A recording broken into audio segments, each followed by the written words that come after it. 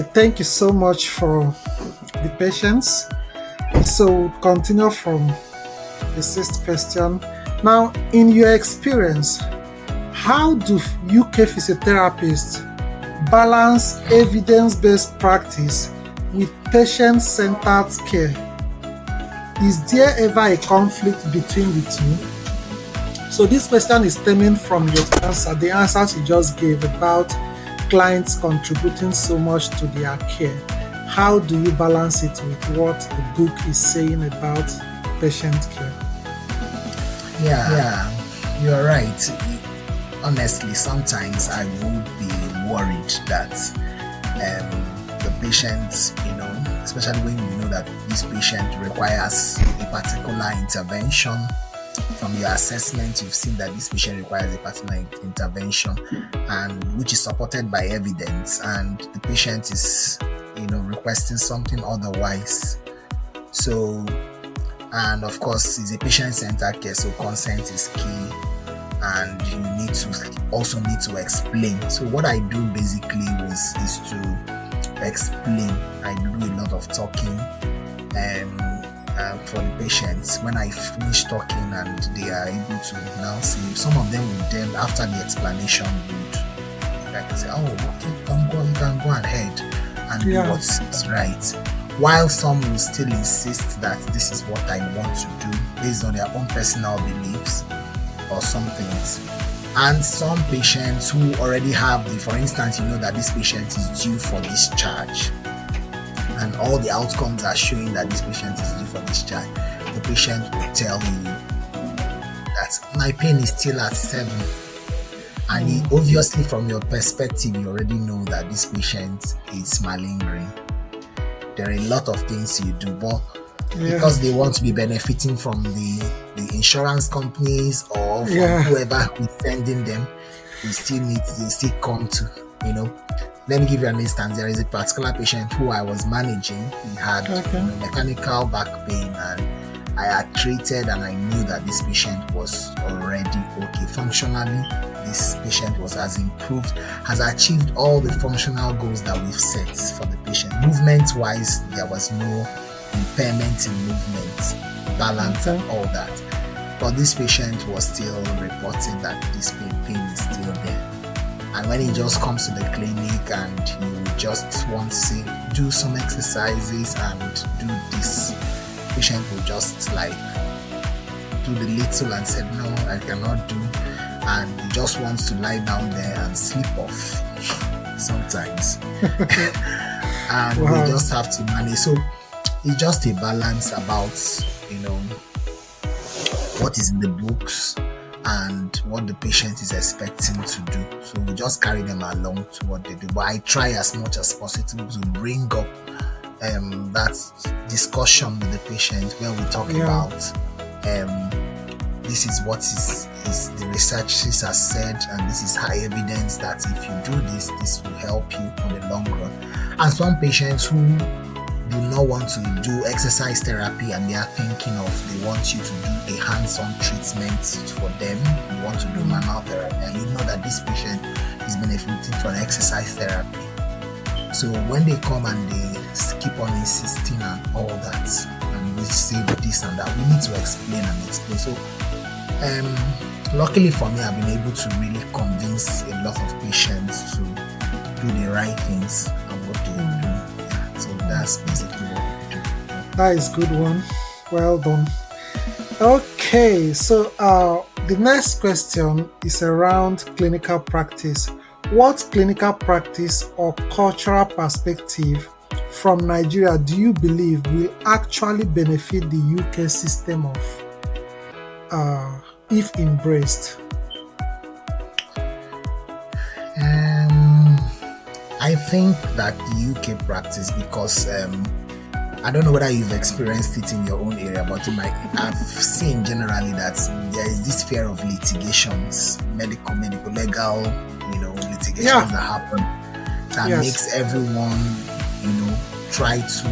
The documentation is even more than the real hands-on treatment that we do here. So while I was in the community, I asked those questions like, why do we have to write So some much. forms that are not so relevant. You Yeah. feel the forms, and it will take you sometimes between 30 to 45 minutes to complete documentations, you know. And then if you have like 1 hour, you spend like 45 minutes documentation and 50 minutes with the patient, really.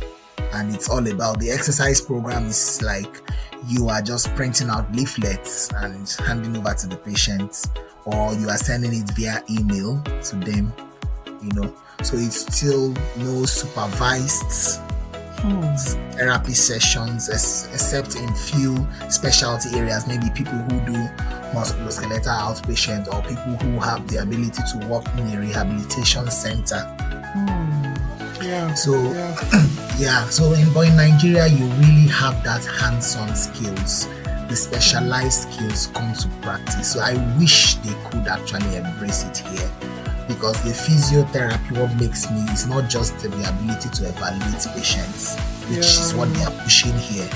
It also Yeah. makes me a physiotherapist the ability to actually use my hands, which is my most valuable tool, to effect a healing, you know, to the patient's body. And that is what we are really trained to do. So everyone, I know that our expertise is still in, patient evaluation. Yeah. But after that, what can you do differently? The therapy part is physical therapy. So you are giving physical therapy compared to the MBBS counterparts who are used to issuing medications. Yes. Then And what can I surgery. do? So I Yeah. believe that's the area where I sometimes I just miss Nigeria. I'm like, oh gosh, I hope I'm not getting rusty with my hands. Yeah.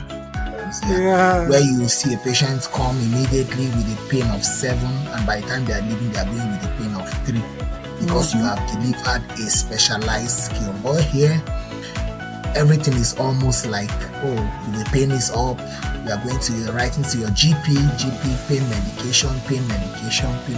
So if you're not careful here, you are just like signposting the patients out of your care, even in the areas where you as a physiotherapist have been trained to give specialized care. Yeah. Yeah. Yeah. Yeah. So I this is think the area. I don't know whether I you've was talking. experienced that, yeah. Sure. Sure. I work in the wheelchair service, not really in the physiotherapy service. So basically, my job is around postural management Yeah. and pressure sore management. Basically, that's where my work really, the deep depth of my work, and then prescribing different type of wheelchair. But of course, I work in the community and I see a lot of people who have been discharged from the hospital and they have staying 2 months, 3 months. There is no really actual physiotherapy. They themselves, they complain, They complain to me, oh, the physio came and said that and gave me a leaflet, and that is all. Because we used to ask those questions, are you seeing a physio and all of that? And it's really an issue, I feel, as well. And then I was talking with a friend. He was saying that they have some clients who are based in the UK. Like they travel to Nigeria for physiotherapy. So I don't know. Yeah. So I think have it a should be friend connected to actually. what you're saying. Yes. Yeah. I have a friend, a colleague also, who runs a private clinic in Nigeria. And people come from UK to the Nigeria in his clinic to treat long-term conditions that they have been managing in the NHS. So, the long waiting list, the appointments that have been spaced out for too long when patients are supposed to make recovery. Yeah.